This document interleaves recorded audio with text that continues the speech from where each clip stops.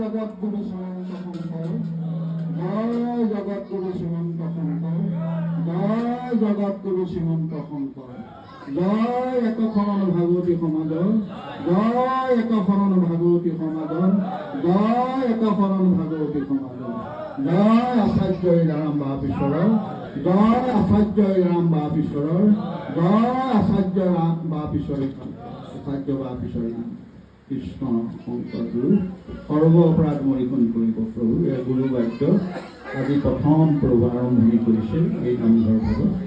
সমস্ত অপৰাধৰ পৰা কৃপা কৰি প্ৰভু ভগৱন্তই কৃপা কৰিব। হৰি হৰি নাম